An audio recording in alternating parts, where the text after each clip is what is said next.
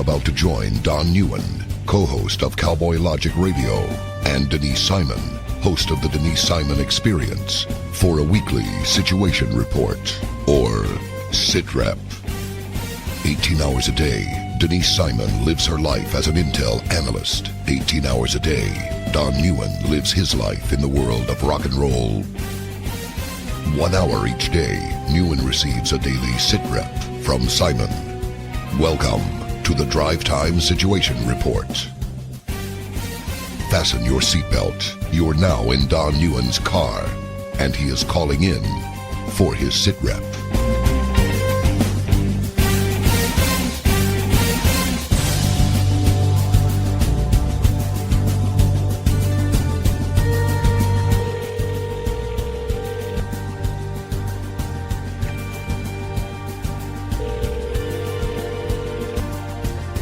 Smello. What's up, Niecy? Oh, Lord, Baltimore. Well, Baltimore is an infested cesspool. Hey, how no are argument you? from me. Merry Christmas to you. Okay, Merry Christmas. ho, ho, ho. All right, ladies and gentlemen, welcome to tonight's Drive Time Sit Rep with Denise Simon. My name is Don Neuen. We're about to take you along on my ride home after a long and grueling day at the office. Denise Simon is going to, Denise, if history is indicative of either the present or the future, the next statement will be a complete truth. And that is, ladies and gentlemen, that on this drive home that you're coming along with me on, Denise Simon is going to bring us up to speed on everything that we need to know that's important, and nothing that we don't need to know that is not important. So, Denise, first of all, I need to ask you, because you and I really haven't talked very much since Mueller got in front of the two committees there in the House last week. Matter of fact, the last sit rep that we had, I think, was like the Monday before the Wednesday when he was, something like that. It was like 2 days early. Yes. Okay? Now, I know there's a lot of other things that we need to talk about. You need to timestamp the show and all that stuff. But if you don't mind, after you timestamp the show, I'd like to give you my short little takeaway and have you comment on it, because I've studied what went on in that hearing, both of those hearings actually, to ad nauseum. And so if you don't mind, let's timestamp it so everybody knows when this show's taking place. And then I want to come back and ask you about a couple of things, if you don't mind. All right. Well, it is 8:12 p.m. Eastern on the 29th day of July in the year of our Lord 2019. And again, Merry Christmas to you, Denise. You too. Thank you. Any of you that don't get that because you haven't been listening, do me a favor, just go back and check out a few shows. We wish each other Merry Christmas every week without fail. And we do it because we had to endure 8 long years of Barack Obama and Hillary Clinton that would not allow us. We had to be, Merry Christmas people, Christians in the shadows. So that's why we do it. Now we're so elated that we can actually openly and proudly wish each other Merry Christmas without any repercussions from the federal government. And we're pretty excited about that. All right, Denise. So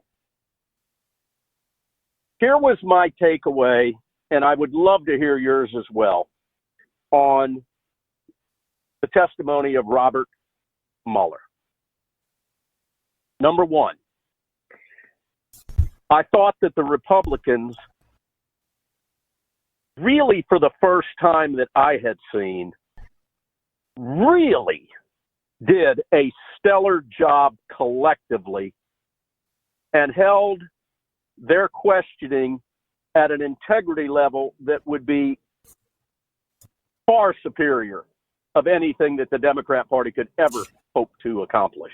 I really felt like, while there were some questions that I think both you and I and our beloved listeners would have liked to have asked, I thought that the Republicans on both committees did an excellent job. First of all, your thoughts on that comment?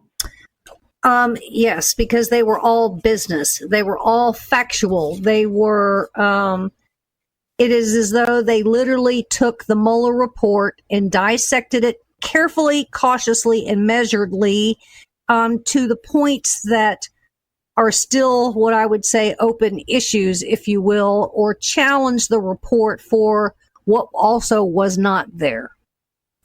Yep. Could not agree more. Now, clearly, there were some of our favorites that really stood out, and they may, quite frankly, have stood out because they were our favorites. I was also very impressed with a lot of names I didn't know. And I don't have my list in front of me, and I'm driving home, so you got to forgive me. But there was not a single Republican that I thought, wow, that was a wasted 5 minutes of my time. There was not one. I just thought they all performed well.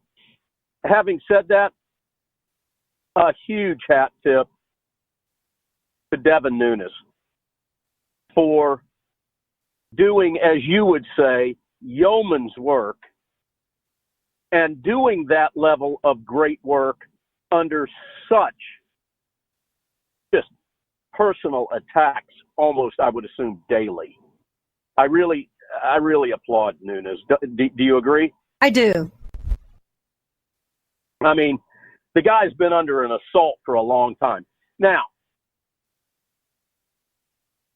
when you get to the way Mueller was responding to some of this stuff, it was very quick for many Republicans and conservatives to just bash Mueller and go after him. And you know how I feel about him. I have absolutely not a great deal of gratitude to Bob Mueller in any way for numerous reasons.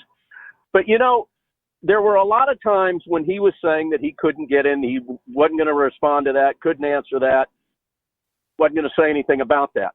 And clearly, he was able to hide behind the current investigations that are taking place. How much of his refusing to answer things do you feel fell outside of the legitimate excuse that he could not comment on something that was being dealt with in a current investigation? I don't really know the number of that, but I've got a couple of theories on Mueller, and I was probably stood out there all by myself because I did not have a animus towards Mueller that so many other people did. And I will attest to that. You and I bumped heads often on that. Yes. And there were a couple of reasons for that I'll get into here in a second. But now we understand why he had Aaron Zebley there as his attorney. Because Aaron Zebley, if you are perhaps unaware, and that's also to the listeners, Aaron Zebley was the grand marshal of the Mueller investigation. Mueller was really nothing more than a billboard. In fact, do you believe he was as clueless yes. and in the dark yes. as he appeared to be? Yes. See, I felt that was more of really Weissman than Zebley. Well, let me explain my theory, and I think this may help out here just a little bit. The Department of Justice, Mueller even said that I think that they brought over 14 or 15 lawyers from the Department of Justice that were already on the employment of the Department of Justice to the Mueller team, and then the others came from outside. And whatever number of FBI agents, came over too. Which, by the way, I have up to, 7, 8, 9, 10, 11, 12, 13, 14. I have 15 names of the FBI agents that were assigned to the Mueller team. And I'll be writing an article on that. But anyway, because we know, and Devin Nunes has been the one that has told us that all things Russia really began a lot earlier than we think we knew. And Correct. Let's not forget who was at the Department of Justice at the time, and that was Loretta Lynch. But there were Correct. two others that were clearly there, and that was Sally Yates and Andrew Weissman. Correct. In my opinion, and I can't prove it, and that's the reason I haven't written on it yet, because I'm still working on it, but in my opinion, the Russia collusion Trump file was being created at the time Loretta Lynch, Sally Yates, and Andrew Weissman were really in charge of the Department of Justice under the Obama administration. So there was a file already going on. So Comey gets fired. He says there needs to be a special counsel. In comes Rosenstein. In comes Sessions. All those other kinds of things. And my heart of heart tells me that Weissman found his moment, and he ran over to Rosenstein and said, "Hey, dude, here's the deal.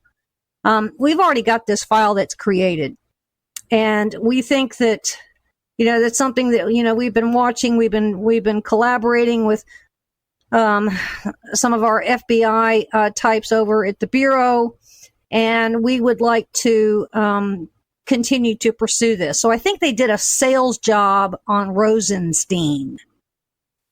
Now we have to name a special counsel. So Mueller gets named as special counsel, not probably as a suggestion by Rosenstein, but almost as a demand by Weissman.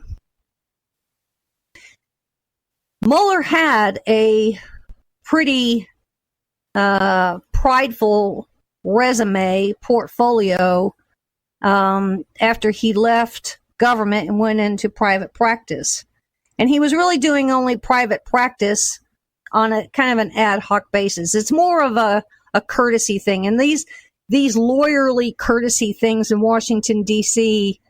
are like Delta Tau Delta fraternities. It's, you will always protect your fraternity, brothers, if you understand what I'm saying.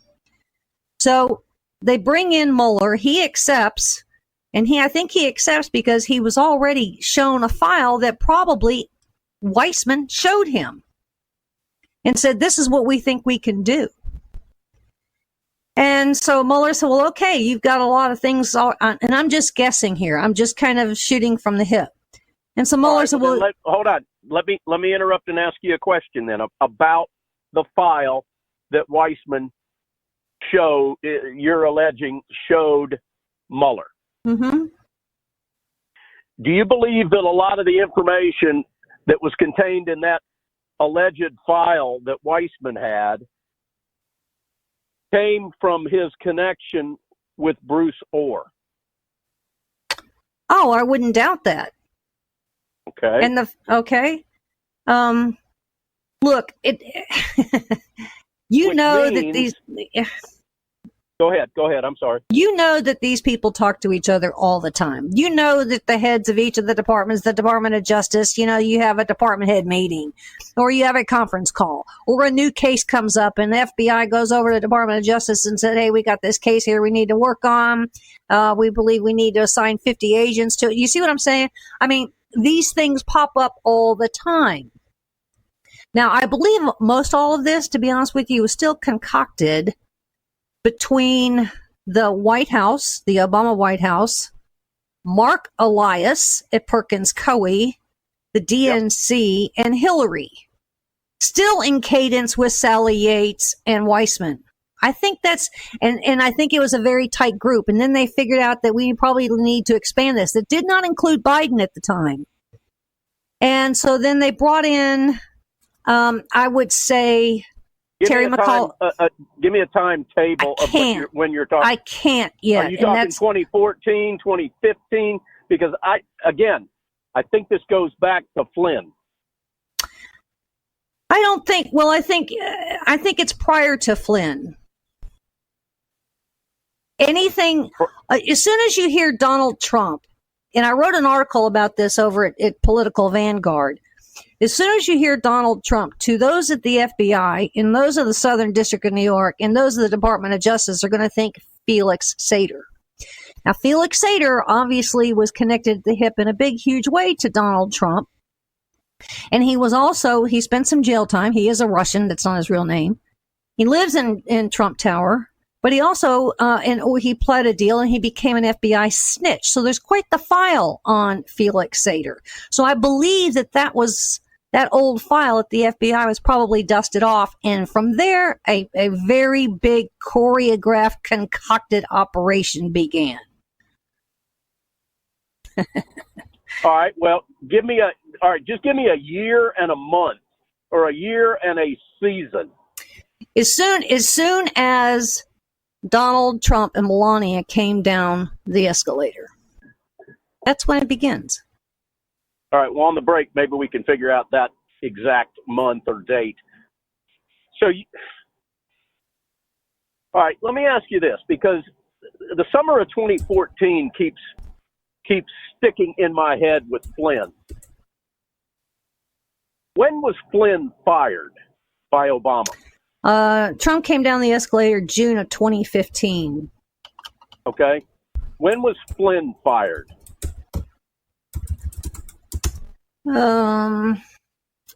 Let's see. Obama fired him. I think I think they fired him in 2014 because he had written a book, didn't he? Yeah. Mm-hmm. See, I think, and you know this because I've preached this enough, I think that this all started with Flynn. They had to shut him up. Shut him up when? Shut him up when? After they fired him. Okay. So they fired him in 2014. Okay. Trump comes down the escalator in 2015. And that's when it picked up speed. And that's when they also started their work on Trump.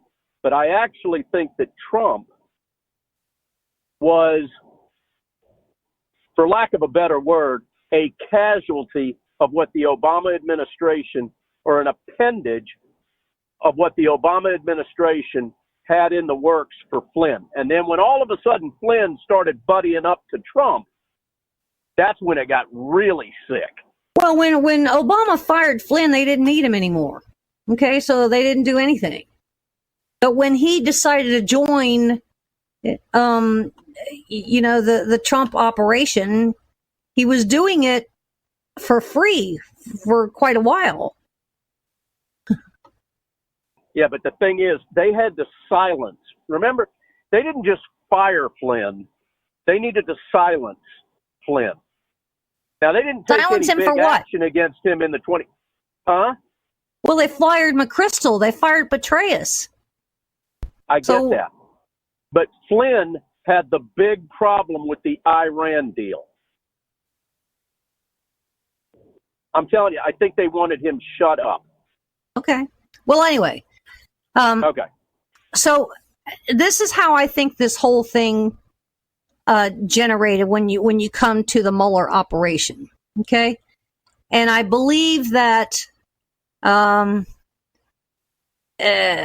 based on what after Mueller came on as special counsel and he brought in his chief of staff and had been with him for a long time, Aaron Zebley, Weissman, and Sally Yates, along with, the directive orders that were in that file, all things started to be unleashed. And they unleashed things, I believe, really from a foreign standpoint out of the State Department. Because the State Department had all these contacts, mostly because of Hillary and because of John Kerry, that were obscure to anybody else in government. And that includes, diplomats, all these non-government agencies and these government agencies and these, seminars and these symposiums and these talks and these universities and all these other things that we do. So when you get to people like Stephen Halper or Joseph Mifsud or Azur Turk and any of these other people. These are people we never heard of before, including Stephen Schragi, Youssef Al-Taiba. I could list names forever. And those are the kinds of people that Devin Nunes was concentrating on. None of this was ever told to Mueller. Mueller had no idea of the finite details of what was happening. They were just giving him token updates every day. This is where we're going. This is what we're doing. And then they were selective about what they said in those updates. Let me ask you this. Do you believe that Mueller really didn't know what Fusion GPS was? I don't think he knew. Really? He would never have embarrassed himself that way if he knew. Unless he was meted up beyond recognition. I don't think so. I mean, yeah, I get it. You and me, Donna, many of our guests, many of our listeners know all about Fusion GPS. How are you Robert Mueller and are clueless?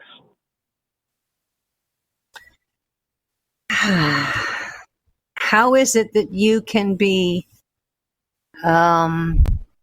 head of U.S. Special Forces in Central Command and you don't know what SEAL Team 7's doing over there in Iraq? You don't know what the Marines are doing over there in Camp Pendleton. You see what I'm saying? I get that.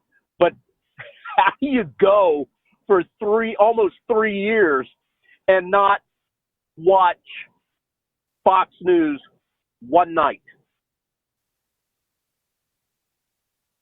if you're Bob Mueller?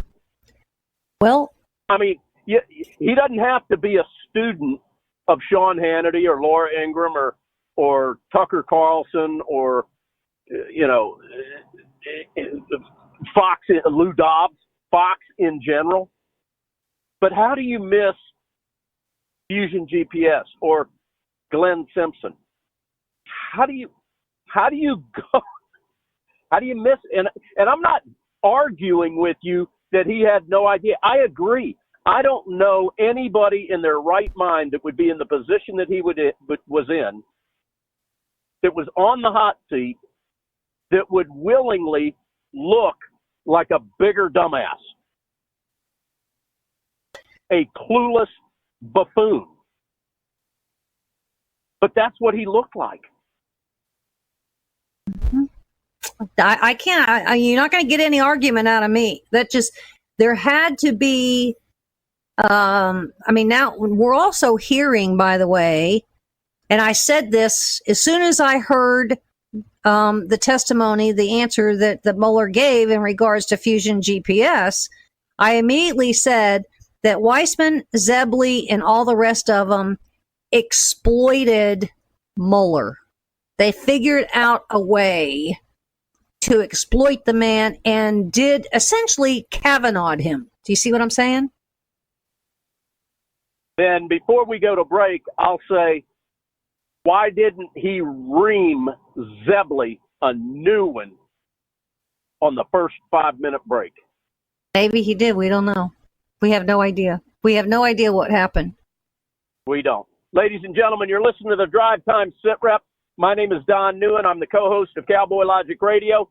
On the other end of this confab, you've got Denise Simon, the host of the Denise Simon Experience. Again, you're listening to the Drive Time SITREP. We got to take a short break, and we'll be right back.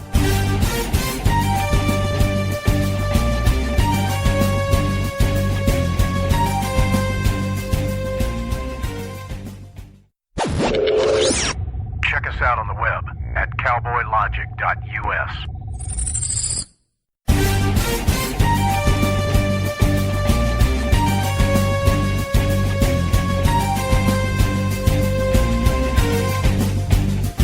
Ladies and gentlemen, welcome back to the Drive Time SITREP with the stellar Denise Simon. My name is the not quite as stellar Don Neuen.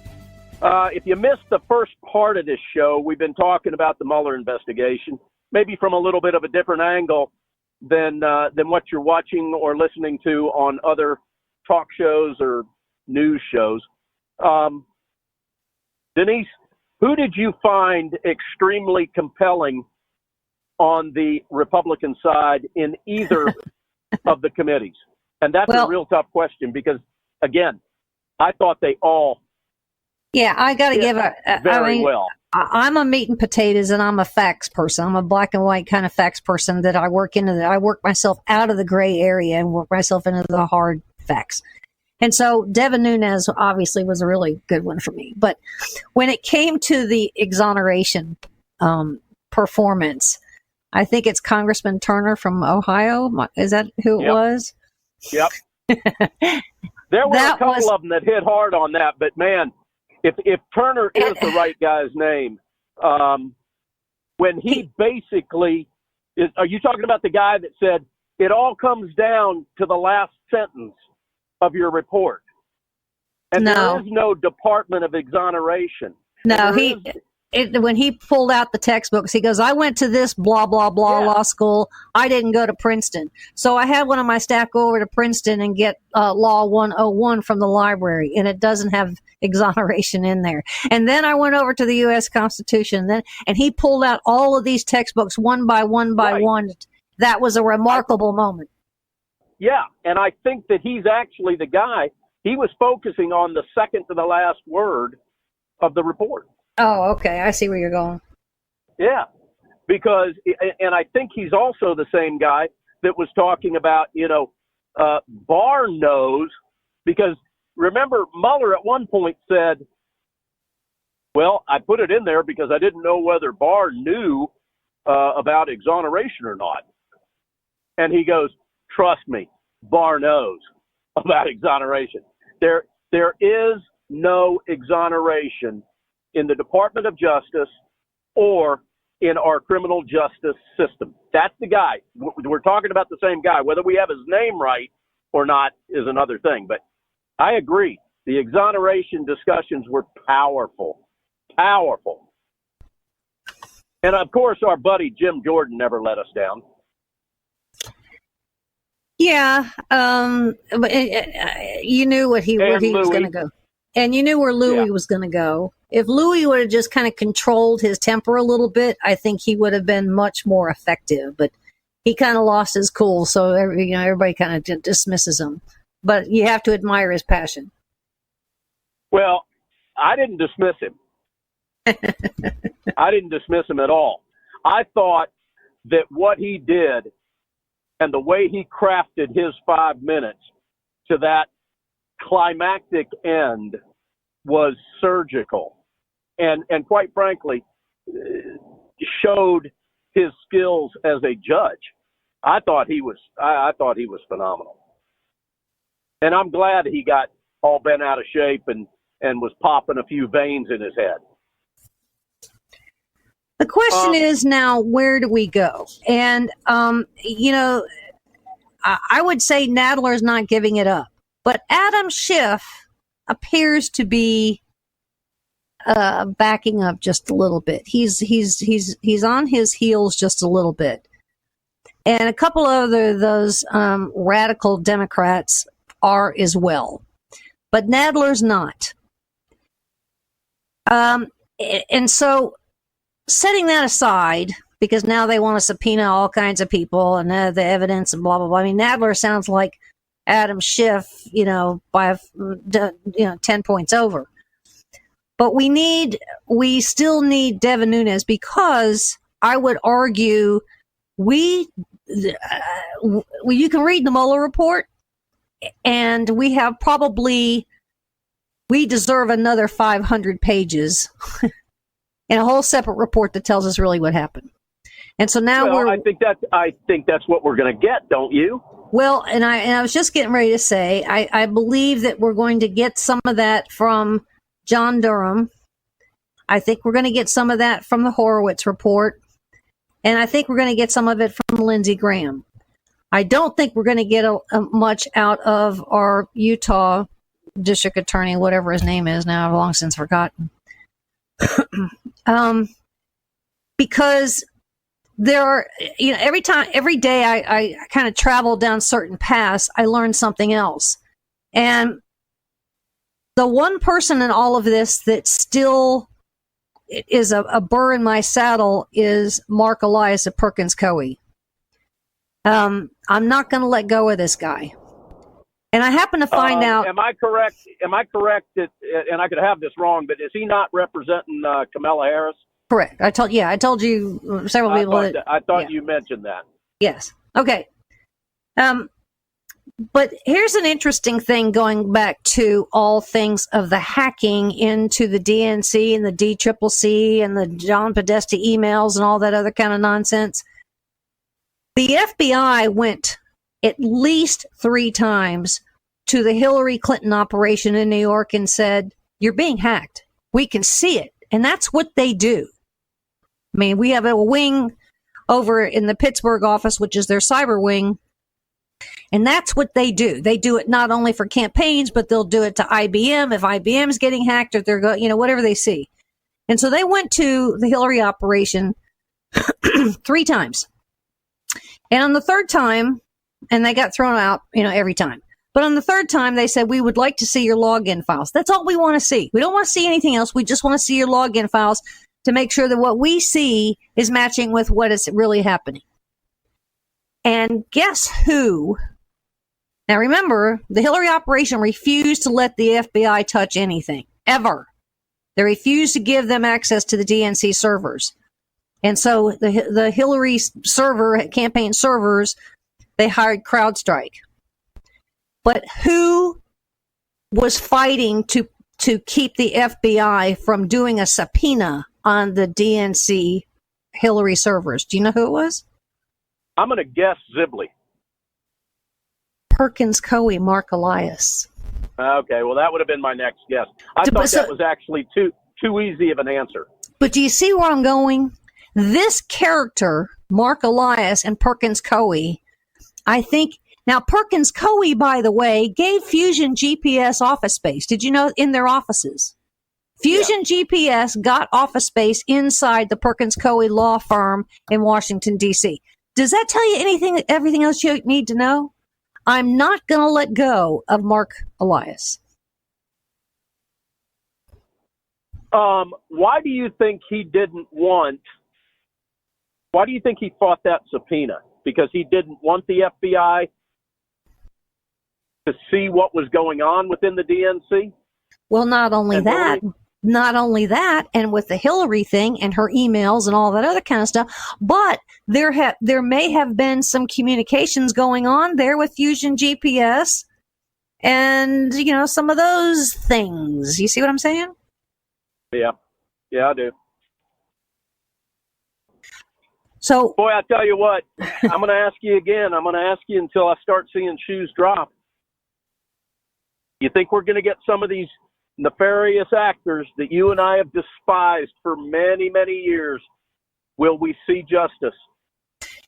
I think if what we hear about John Durham is right, and if he is the pit bull that we've all been sold that he is, and so is AG Barr, then the answer to that is yes. But I go back to what I said earlier. There is a courtesy, there is a fraternity between lawyers and government employees that I don't think will ever be broken. And we have a long pattern of that. We go back to all of these Wall Street banks that were doing some pretty nasty, terrible things during the AIG thing and during the toxic mortgage thing and all that. And none of those people went to jail. They just had to pay some fines. And I think that's what's really going to happen here. Now, the thing that really disturbs me too, and that's why I want to get my hands on something, I want somebody to cough something up, is we're running out of time. We can prosecute a president when he's no longer a sitting president, when he's gone from the office. I don't know what the statute of limitations is, but somebody better start acting pretty quickly if we can get all things Obama and where he was on all this. That's a part that scares me. I don't know what the statute of limitations is. And do you believe, is the term a presidential finding that is like the super top classified stuff that a president can do? Is that the right term? Well, I think this was so nefarious. I don't think that there was an official document. I think this was all set in motion, at a coffee shop across the street from 1600 Pennsylvania Avenue or someplace. Right. Okay.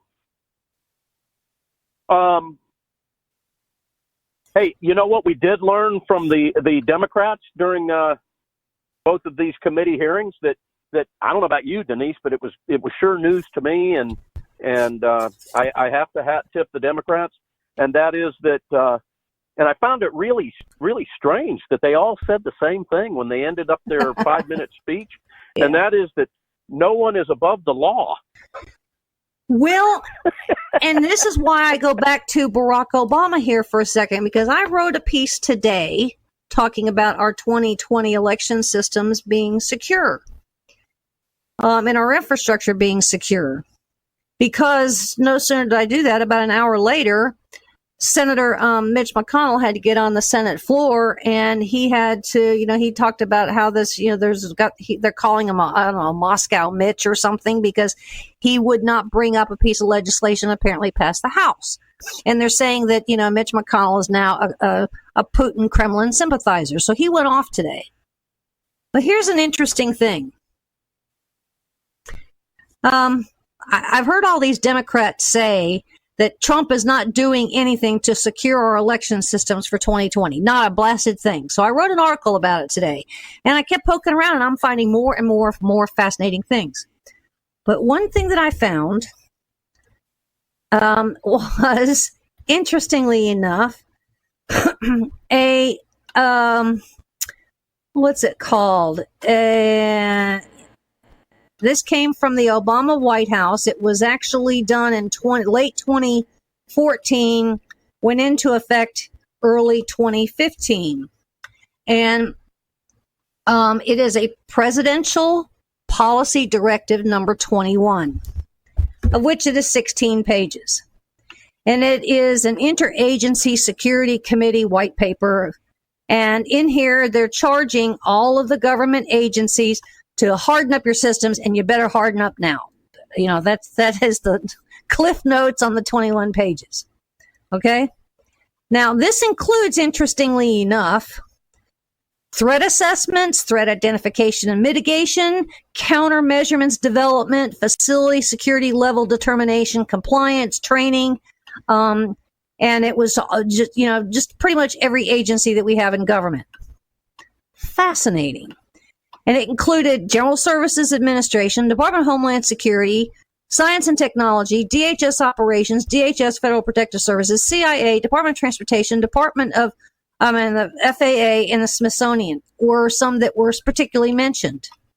So, right after presidential, whatever it was that I said, the PPD number 21, then there had to be a hearing on DHS. And interestingly enough, January the 6th of 2017, the Department of Homeland Security designated election systems as critical infrastructure. So as a result of Obama's directive here, number 21, putting the pressure on DHS, then the election systems became critical infrastructure. Now, this was prior to Trump. If his presidential directive had any teeth and they were doing the right thing, we would not have had these kind of external influences. Or did Obama do this because we were already getting the external interferences into our election systems? Do you see what I'm saying? Right. So if I were Trump, I'd say, hey, we have this working group out here that was created under the Obama administration on this interagency security committee, February of 2015, it put into effect in 2016. Going into 2017, election systems were considered critical infrastructure, and this was prior to the 2018 midterms. So if I were Trump, I'd say, stop blaming me and stop putting, the burden on me, because this all began with Obama's presidential policy directive number 21. But let's go further, shall we? Sure. We're hearing this big, huge thing now today, actually yesterday, over the weekend, that the ODNI, which is Daniel Coates, has resigned. He's leaving August the 14th or 15th or something. And he's kind of been wanting to get out of there because, he and Trump have locked horns several times. Right. ODNI was created under the Bush administration to be the grand marshal of the 17 intelligence agencies. So we can begin to share, take down those walls, collaborate, coordinate, share, blah, blah, blah, blah, blah. I argue that when Trump came into the presidency, we should have just gotten rid of ODNI to start with. We don't need it anymore. We've been at this now 17, 18 years. We don't need an ODNI. However, I saw a bunch of stuff today that said, well, what the heck did Daniel Coates ever accomplish anyway? Well, I mean, how are we supposed to know? He's a spy, so we're not supposed to know. Although he did create a special appointment of this fellow who is highly qualified to do nothing but concentrate on election security. The Department of Homeland Security holds monthly conference calls with any state, local, federal secretaries of state, election officials, whether they're inside government or outside government, as even contractors. Last year, Congress passed a appropriations. I don't know how much it was, but it was pretty sizable, that any of these government officials, any of these election officials could use as a petty cash. It's like a grant. If you need some money to harden your systems, if you need some money to go buy this software, if you need some money to go buy this server, if you need some money to go send somebody here this is free money for you. No questions asked. You get this money. We'll help you harden your systems. Now, they also have a library. So if you come across a threat that you have today that you didn't have last week, we have the threat mitigation. We have the cures here in this library. If you can grab it out of the library, you can get a government official. If you don't like DHS, anybody DHS, we'll go outside and we'll hire outside experts for you to come in and help you harden your systems. So for the Democrats to come out and scream at Trump, which they've been doing for a year, is just grandstanding and false. But for them to actually go on the attack of Mitch McConnell today was even worse. Was worse because we don't need whatever the House passed to shove it over there in the Senate to have them. But we don't need it. All the stuff is in place. Just use it. Well, why is it not being used? Well, we're not saying that it could very well could be. I'm sure. I've been invited on I get these things from DHS all the time, and I've jumped on a couple of those conference calls. And of course, they're way outside of my purview. Outside my purview. Remember that one? Hey, that's the new word. That's right. But they're outside my purview. But I've sat in there and I've listened. And it's absolutely fascinating, the questions that the state of Missouri has asked, or the elections people over there in Massachusetts, what they wanted to know. And can they travel to such and such? I mean, and they got into the real minutia. So, I mean, this is meat and potatoes kind of stuff that the Department of Homeland Security, I mean, they're dedicated to this.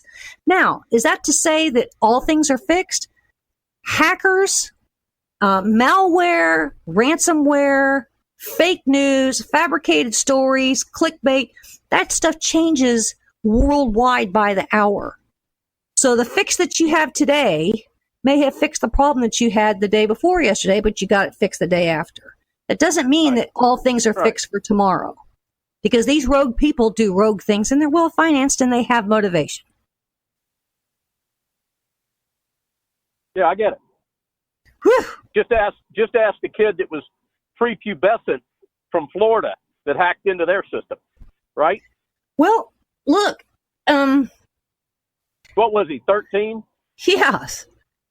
Now, they're hacking. I just got an email tonight from this fellow over in Louisiana that's holding a thing for Louisiana, because the governor of Louisiana, he has declared an emergency because 3 of his public school systems, not the whole state, but 3 of the public school systems were hacked.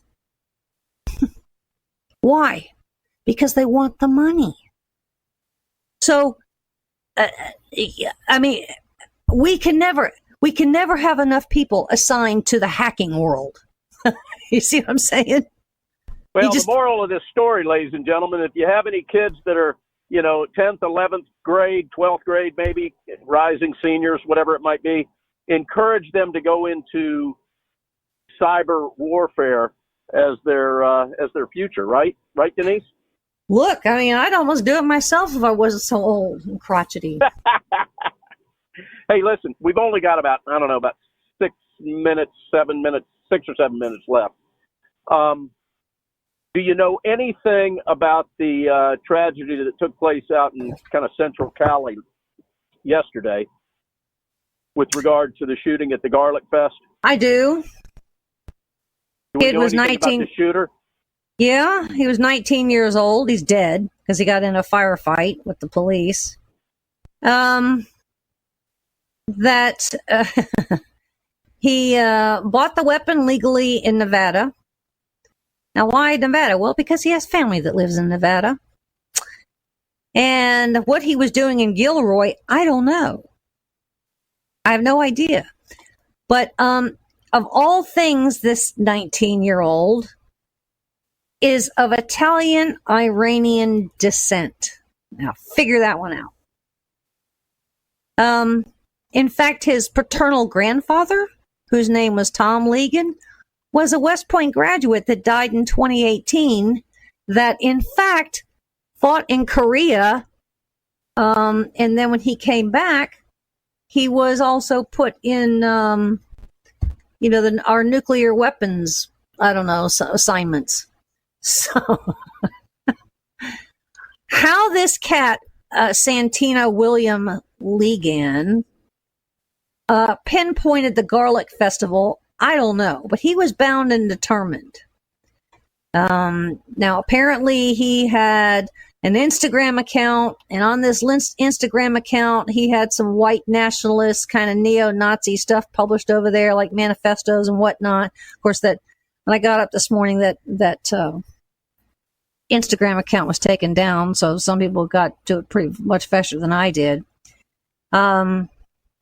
I don't believe he had an accomplice, to be honest with you. He may have, been walking next to somebody or asked somebody to help him out, but I don't think that there was a true aider and abettor accomplice kind of person. So that's really all we know. He did buy the weapon legally and drove. He was of Italian and Iranian heritage? Fascinating, isn't it? I bet he was one hairy SOB. What do you think? I mean, that you cross an Iranian with an Italian, you end up with like a gorilla. Pretty weird. On the hair factor. Pretty weird. No references at all to what's going on in Iran? No. Okay. So right now it's a big mystery, right? Yeah. I'm sure that the officials that have gone over to all of his accounts and were able to get all that probably know more than we do because they all got taken down so fast. But well, let's hope they do. They do. I mean, they have executed search warrants at the home in Nevada. I don't think that there was a home that I could tell any place in and around Gilroy, California, which is all agriculture, by the way, hence the reason they've had this garlic festival for years. Have you noticed that some of these festival music concert mass shootings that have taken place lately are centered around country music? Well, I don't know if this one was. Yeah, it was. That's what the Garlic Festival was about. I heard rock music when I heard the band playing. I heard rock music personally. Well, a lot of country sounds rock, and they may have had both, but there was when I looked at those names, first of all, I work with a lot of entertainers. I haven't carried any of the people at all, ever, that were performing at that festival. Not one of them was a former client or a present client of mine. But a lot of them were, country rock, songwriters,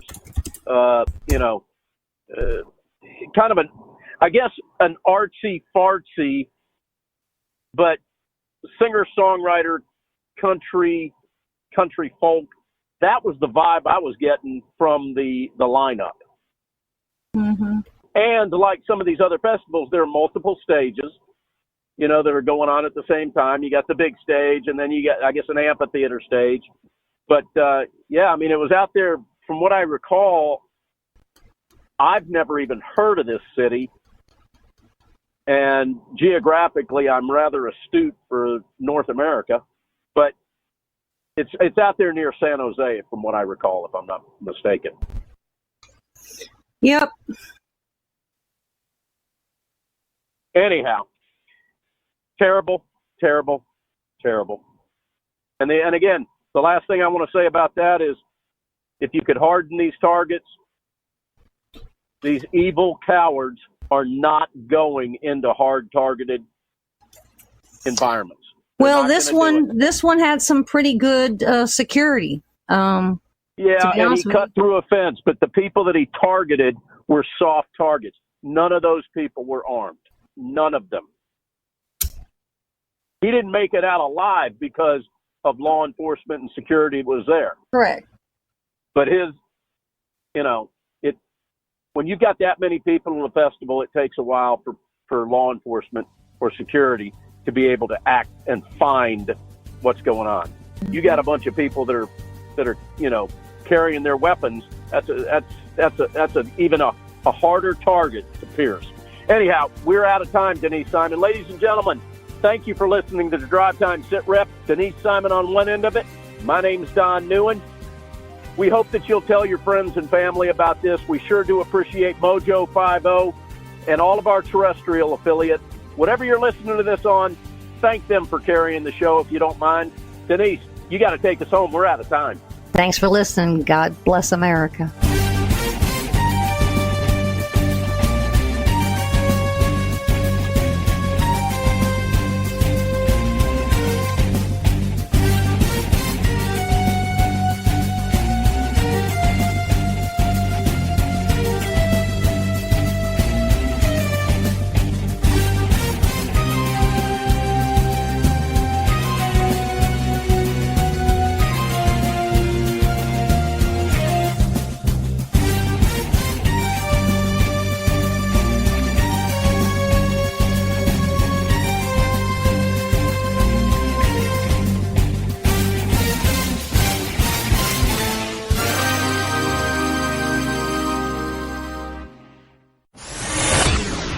Check us out on the web at cowboylogic.us.